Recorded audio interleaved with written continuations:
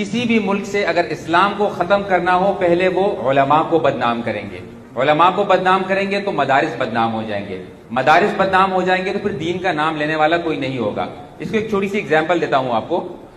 برطانیہ میں جہاں پر میری رہائش ہے وہاں پر جو مسجد بنوائی گئی ہے وہ پہلے چرچ تھا، گرجا گھر جس کو کہتے ہیں۔ وہاں پر کیا ہوتا ہے کہ ہر 3-4 مہینے بعد جو ہے وہ عیسائی اعلان کرتے ہیں کہ ہم اپنا چرچ بیچ رہے ہیں، اور کوئی مسلمان ماشاءاللہ وہاں پہ کاروباری آتے ہیں اور چرچ کو خرید کے مسجد میں تبدیل کر دیتے ہیں۔ یہ تو بڑے کمال کی بات، لیکن اگر سوچا جائے تو وہ چرچ بیچتے کیوں ہیں؟ اس لیے کہ ان کے پادریوں کو بدنام کر دیا گیا ہے، ان کے پادریوں کے خلاف موویز آنا شروع ہو گئی، ان کے خلاف ٹک ٹاکس بننا شروع ہو گئی، اور انہوں نے اپنے پادریوں کا خود مذاق اڑانا شروع کر دیا، جس کی وجہ سے برطانیہ میں تقریباً عیسائیت ختم ہونے کے قریب ہے، بلکہ ختم ہو چکی ہے۔ تو یہ چاہتے ہیں کہ یہی طریقہ یہاں پاکستان میں کسی بھی طریقے سے جو ہے اس کو امپلیمنٹ کر دیا جائے۔ ترکی آپ جائیں وہاں دیکھیں بڑی بڑی مساجد آج میوزیم میں تبدیل ہو چکی ہیں۔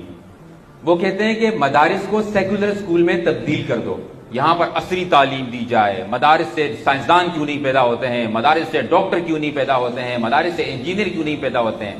تو میں کہتا ہوں آپ جاؤ ذرا آغا خان ہاسپٹل اپنی گاڑی ٹھیک کروانے، کیوں نہیں جاتے ہو؟ یا آپ ایک کام کرو، جب آپ بیمار ہو تو ذرا جاؤ یہاں پہ ریاض مکینک کے پاس، کیوں نہیں جاتے ہو؟ ہر بندے کی اپنی ایک فیلڈ ہے، لیکن اس کے باوجود الحمدللہ علماء کرام بہت اچھا کام کر رہے ہیں۔